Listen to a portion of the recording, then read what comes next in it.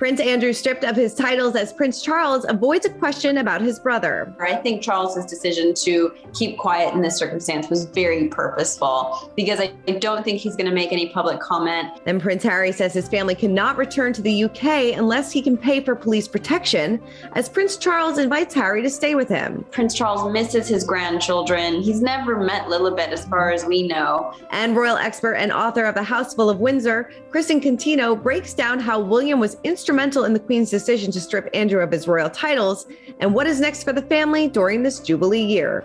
So I think that really shows, and I think that's interesting, his growing influence and how she trusts his judgment and is, looking for his advice. And I think that's a great sign of, things to come for William and, how much she is relying on, talking to him and his counsel. And Charles, of course, was involved in that decision too. We've got that plus so much more in today's Royally Us. Hello to our fellow royal lovers and welcome to Royally Us. I'm Christina, that's Christine, and welcome to another week of royal news. And man, Christine, was it busy. Was the big week or what?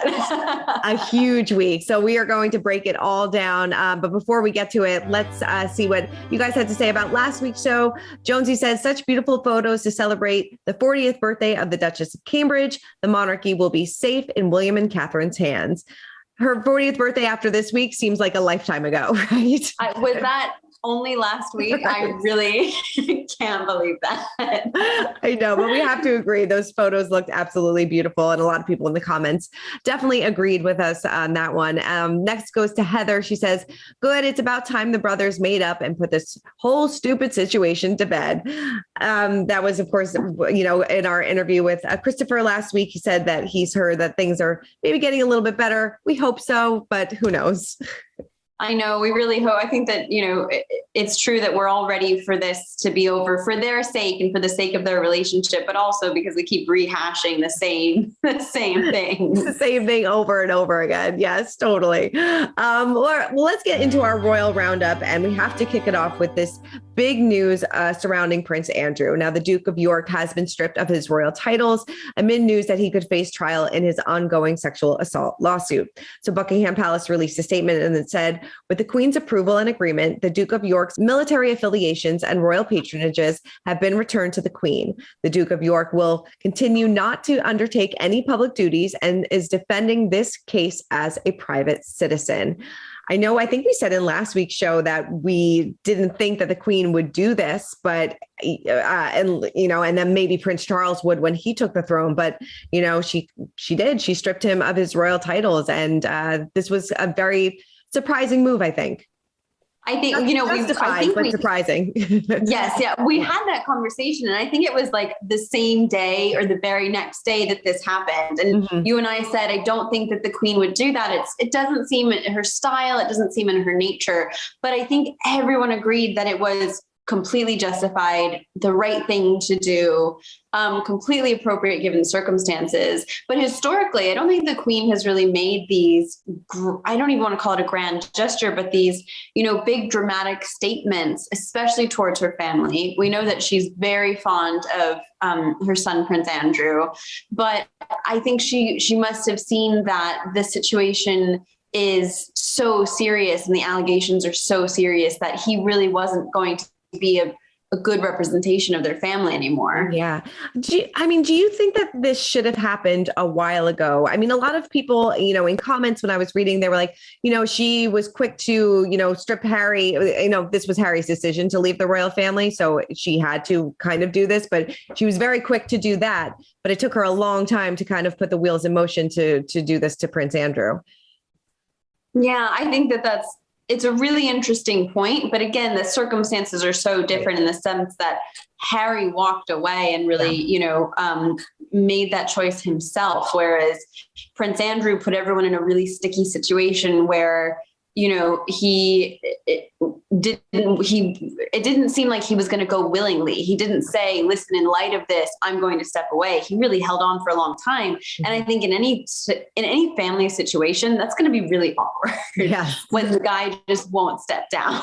Right. No, totally. And in our conversation with Kristen a little bit later, she kind of details about how maybe Prince William and Prince Charles were very, kind of instrumental in pushing the Queen to strip him of these titles. And like we said, with this ongoing sexual assault trial that could be looming, it seems like this was, she kind of had to do this. And then they said that if the trial does not get settled, then it could be set for either September or sometime between September and December of this year. So this is definitely going to be dragged out for quite some time. He has to speak out by July 14th, I believe it is. So, like we said, that we're going to be talking about this for kind of the next few months.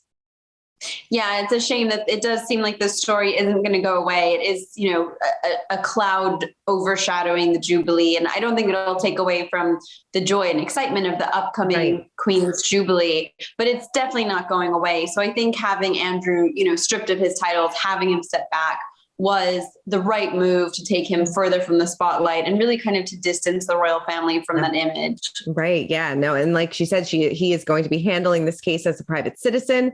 So the clout of having the royal family behind you is not really there anymore. So it'll be interesting to see how this kind of plays out and if he decides to settle. So we'll see. But Prince Charles actually kept quiet when he was asked about his brother, Prince Andrew, like you said, who was stripped of his titles. The Prince of Wales stepped out in Aberdeenshire, Scotland on January 14th, one day after Buckingham Palace confirmed the news. So here is how that went down. Take a look. Your Royal Highness, can I ask your view on your brother's position, Prince Andrew? Can we just introduce you, please? How do you view it? Long may I present his Royal Very Highness nice to see you again. So Charles was not having it, just completely ignored reporters, which you kind of expected, but I don't believe he has spoken out about this in the past. He hasn't spoken out about this in the past. They have a very keep calm, carry on attitude. Mm-hmm. And if you look at other examples on royal events, reporters will shout questions, and it's very unusual that the royals actually respond. Mm-hmm. It's more newsworthy when they do respond. But however, I think Charles's decision to keep quiet in this circumstance was very purposeful, because I don't think he's going to make any public comment, especially not at an event such as this, where he's trying to, promote a worthwhile cause. But I think, all we're going to hear about this from Charles and even from William and even from the Queen is going to be those really formal official statements out of Buckingham Palace. No, you're so right. They never do. It's that keep calm, carry on statement. But the only thing that I can think of is when they respond to reporters is when Prince William, responded to a reporter when he said that we are not a racist family. But I really can't remember any other time that they've ever said anything controversial to reporters. Exactly. And that's why it'd be more newsworthy if he had said something like when William made that statement, because normally they just walk on by. Mm-hmm, definitely. All right. Well, moving on to Prince Harry, this is another big story, and it's a little bit of a confusing story too. So the Duke of Sussex applied for a judicial review regarding a previous Home Office decision in which he is unable to personally fund police protection for his family while he is home in the UK. So in a statement, his legal spokesperson said, Prince Harry inherited a security risk at birth for life. He remained sixth in line to the throne, served 2 tours of combat duty in Afghanistan, and in recent years, his family has been subjected to well-documented neo-Nazi and extremist threats. While his role within the institution has changed, his profile as a member of the royal family has not, nor has the threat to him and his family. Yikes. So basically what he is saying is that he has petitioned numerous times to have that extra security while he is home. While he was there in this past July for the Princess Diana statue, he felt like his security was at risk. So he has petitioned a few times and he has been denied. So he's kind of doing this. It seems like a last ditch effort.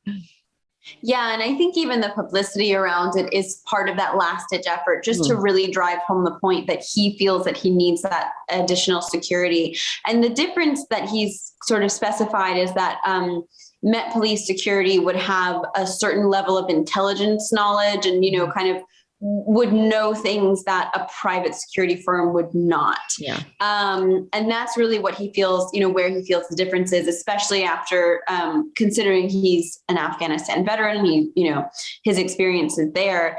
But you can't fault him for really putting the safety of his family and his children as the highest priority. Oh, yeah. I'll be really interested to see how this unfolds, because it doesn't look like, I don't believe there's any precedent for this. And I don't think that they're going to want to set a precedent for anybody else, because it opens up for other private citizens to hire, Met Police security. And that just doesn't seem practical in a day-to-day sense. I'll be really interested to see how this plays out. But again, I can't fault Harry for really prioritizing the safety of his family. Right. No, I totally agree with you. I mean, the safety comes first. And I think, I'm sure probably a lot of people have questions.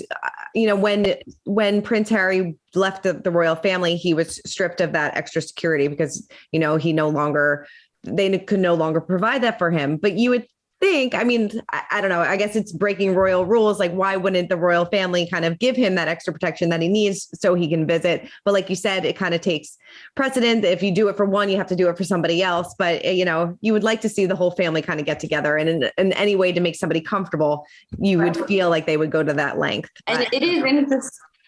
Yeah, I think it is interesting because, we talk about this with Kristen later, but Princess Anne doesn't have Met security. Princess Eugenie and Princess Beatrice don't have Met security. Even it really is reserved for the top tier royals who are working and serving the monarch in a really first and foremost role. They're really front and center of this representation of the UK and of the British monarchy. So I think that it's part of it is that Harry is a private citizen, but part of it is that he's not a working royal anymore, and kind of that he has taken a step back and his role isn't as prominent. Right. I know people hate when we say it, but Harry's role now is almost a celebrity. And he's like one of the biggest celebrities in the world. And he does kind of need that protection. I know I'm going to get slammed in the comments for that one, but it's true. That's what he kind of is now. It's a very delicate situation. And hopefully, like you said, we kind of talk about this more with Kristen later on. Hopefully he decides to come on his own if his family cannot.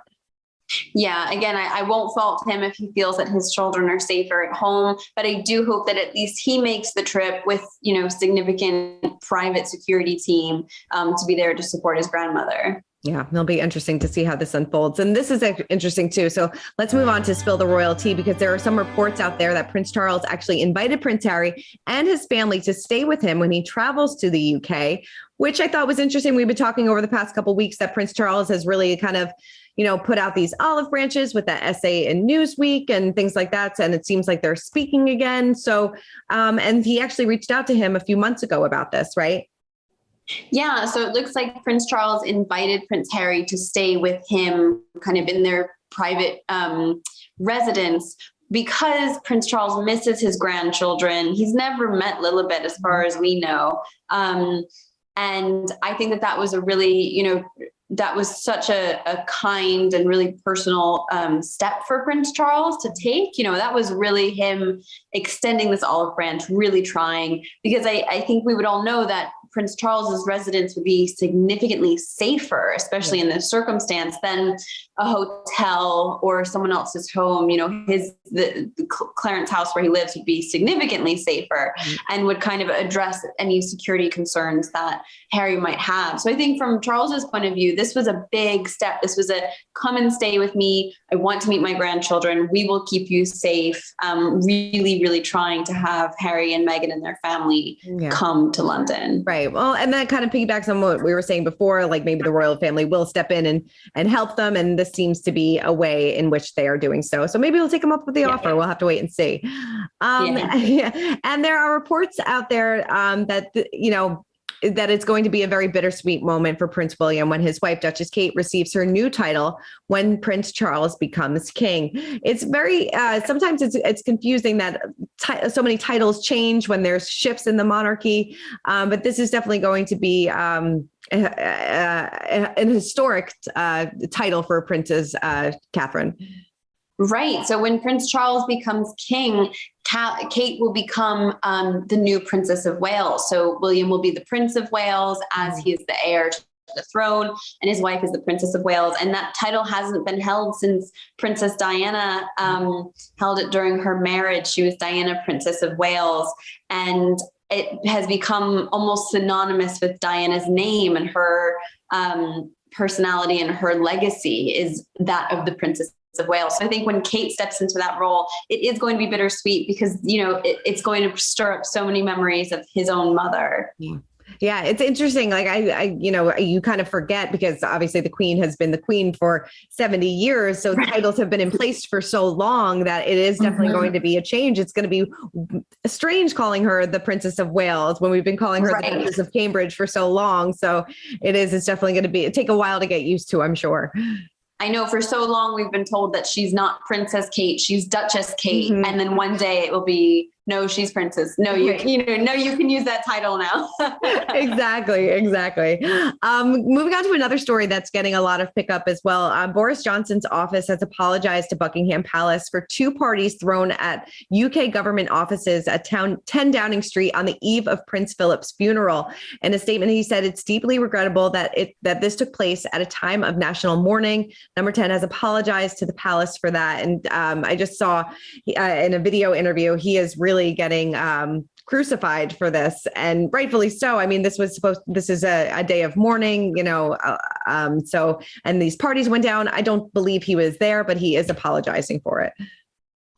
This has been the biggest story in the UK for the last week or two. I mean, front page news every single day. Mm-hmm. And I saw a great headline that said, devoted Queen deserves better than this. Mm-hmm. And I think that is so true. She's so devoted to her nation and to her government and to the prime minister. And this is really, it is kind of a slap in the face that on the day that she had to sit alone at her husband's funeral during a time of state mourning, they're having these wine cocktail hours. So the big scandal is that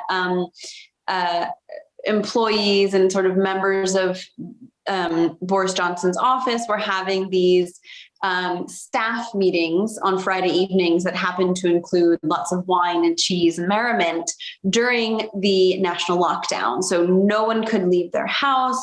You couldn't go to school or work. Weddings were canceled. Women were giving birth by themselves. And yet number 10 was having, cocktail hour on a weekly basis. And it really became an issue when it came out that this happened the night before Prince Philip's funeral.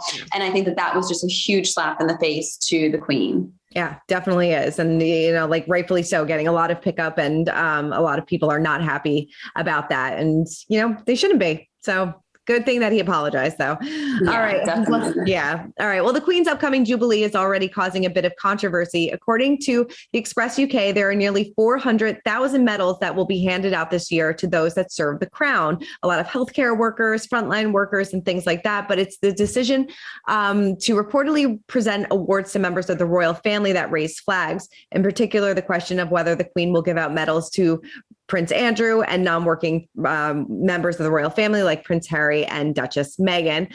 I mean, do we really think in this scandal-filled year so far that, she's going to be handing out medals to Andrew? My guess is maybe not. Just don't see that happening. It is so interesting. I was researching this earlier today, and there are reporters who are so convinced they will not receive medals. And then there are reporters who are so convinced that they will. And it seems both sides have sources that confirm both options.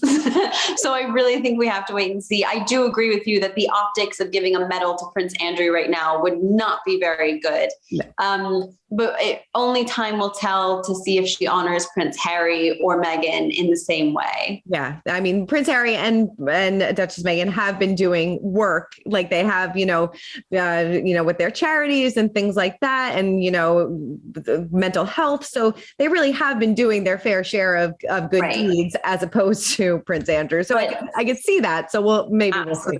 Yeah. I know, like Prince Harry and Prince Andrew are just completely different playing fields at this point. Their only similarity is that they're not working for the family, but that's about it. But it is, worth noting that Prince Harry, these awards tend to recognize the British public or members of the British working force or charities and things like that. And because Harry is doing all of his work outside of the UK, he's not a working royal. He's not representing the British people anymore. I really wonder how that's going to play out, because he is the Queen's grandson. But in this circumstance, has he earned those awards, in the last few years? Right. Definitely. I think it's also going to be interesting because obviously we'll get that balcony shot and who is going to be up there on the balcony. That is what I need to know. I mean, I don't think, in light of everything, probably Prince Andrew will be there. If Harry goes, I wonder if he will as well.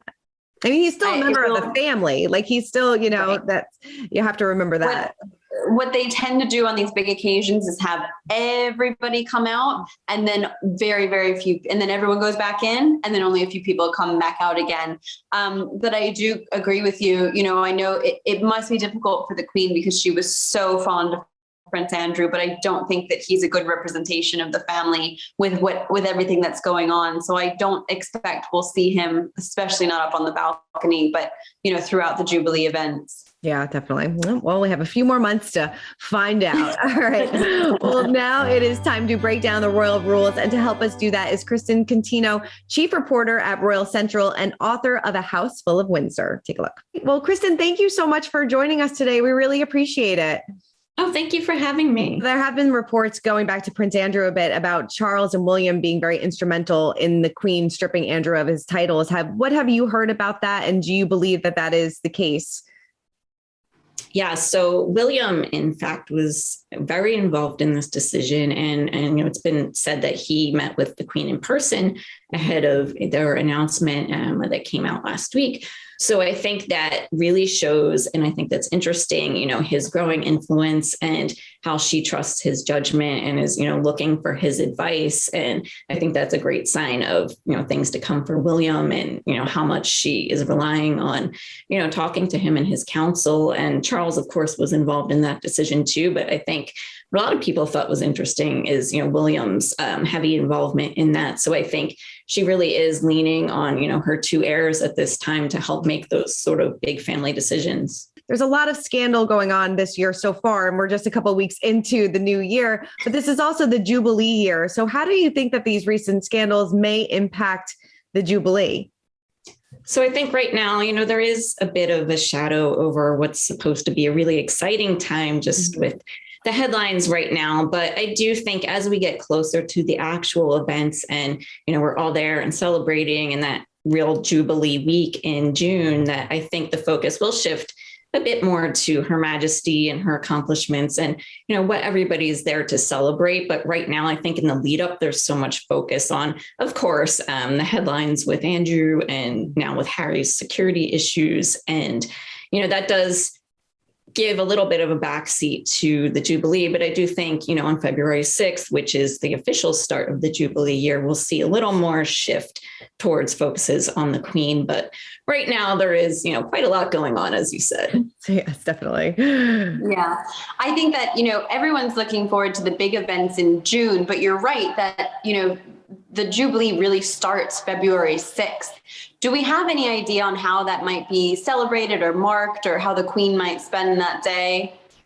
So typically she spends that day, just privately marking the occasion, because we have to remember it is, the anniversary of her father's death. So it's a sad day for her, even though, it is marking her taking the throne. It's really, a private family, and, anybody who has lost a family member knows that anniversary can be difficult. So that's something that she just, reflects on in private at home typically, but her being based at Windsor, she may visit his grave on that day. For the Diamond Jubilee in 2012, she did release a statement that was, talking about her being on the throne for 60 years. So I think we will see something like that this year.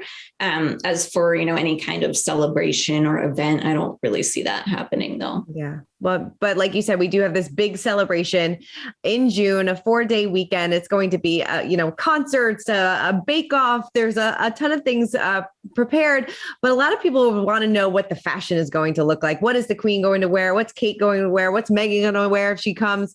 I mean, what do you think the fashion will look like? What can you kind of predict? So I'm really excited for that part because I love to write about style. But I think if we look back to the last Jubilee, we saw, some really great outfits from Kate, some Alexander McQueen, if you remember, that wonderful red dress she had. And the Queen, as you know, has sort of a uniform. So she has her coat dress and her hat, but I'm sure she'll have some amazing new hats for us to look forward to. And, I think in terms of fashion, this isn't the time for rewears necessarily. This is a big event. So we'll see some really great new and higher end pieces, especially from Kate, I think. So that's something to look forward to. And shifting gears a little bit, I know that there was another big story, obviously, in the headlines this week and about Prince Harry and security and how he's not getting the security that he wants and kind of petitioning for that so he can bring his family over to the UK. I mean, do you think, in your opinion, that Prince Harry is entitled to the security he is asking for? So this has been an interesting story lately because, as we know, I think anyone can agree, members of the royal family do need some sort of protection when they're out and about. And that's just, a fact. But right now, he has personal security that he's paying for. And his issue is that he thinks he needs a greater police protection when he's in the UK. And I think that raises a lot of issues in terms of precedent because he's offering to pay for it himself, which is great. So the taxpayer isn't paying for that. But people are saying, well, is that setting a precedent for members of the public to pay the police for private security? And is the Metropolitan Police for hire? And looking at other members of the royal family, like Princess Anne, for example, she doesn't have full-time security, even, being a child of the monarch. So I don't know, how that's going to play out really. And will he end up coming if, his appeal is denied? It's really hard to say. And you can see both sides. I think a lot of people can see both sides in this situation. So, I feel for him and for, the members of the family, because I don't think this is necessarily something that, they're going to go up against the government on, especially the Queen. And I know that you have a book about collecting some royal memorabilia. I mean, how did you come up with A House of Windsor, and will there be a sequel? So I got the idea for A House Full of Windsor when I was watching an episode of Hoarders on TV, as one does on a boring, Sunday afternoon. And I was really interested in how this woman on the episode had her relationship with her daughter and how that played into the hoarding. And the daughter was talking about how her mom's hoarding and, growing up in that type of household had impacted her relationships and her career. And I thought that was really interesting to explore in fiction. So I wanted to take that and add a royal twist to it. So the character is a royal, fan, a huge royal fan, but she ends up living in England during the 80s when Diana and Charles get married. So in the book, we see her attending the wedding in the crowd, like one of us might do at a royal wedding or jubilee or something. And she starts collecting things. And as her life kind of parallels Diana's, where they're getting married at the same time, having kids at the same time, she starts collecting more and more. And it kind of leads to an obsession that destroys her marriage. And eventually she ends up on this hoarding TV show with her daughter, who is the total opposite of her. Like, she wants to disassociate herself from, the house she grew up in. And she's kind of like a Martha Stewart TV expert. So they both end up on this show, and it explores, letting go of things from the past, but also I think how, obsession in any way, whether you're a celebrity fan or a royal fan or anything you're collecting, can kind of take over your life where you kind of feel like you know them. So that's the story. But as for a sequel, I'm not ruling that out. I'm working on another project at the moment, but yeah, that might be up next. We'll see. So before we wrap up, Christine, let's go to our royal history moment of the week. And this is pretty cool because an outdoor photo exhibition is to open celebrating the special relationship between Queen Elizabeth II and Sir Winston Churchill. And I know if you are a fan of The Crown or a history buff, you know that they definitely had a very close relationship. Yeah, this is such a cool exhibit. The Chartwell, which is Winston Churchill's family home in Kent, or was his family home in Kent, has pulled rare photos from the archive of the Queen with Winston Churchill, enlarged them and is putting them on display. And they're really intimate and interesting photos of two extremely powerful people during such a historic period of time. And it was really interesting. It looks like it's being put on by the National Trust, which is an organization that represents these large stately homes.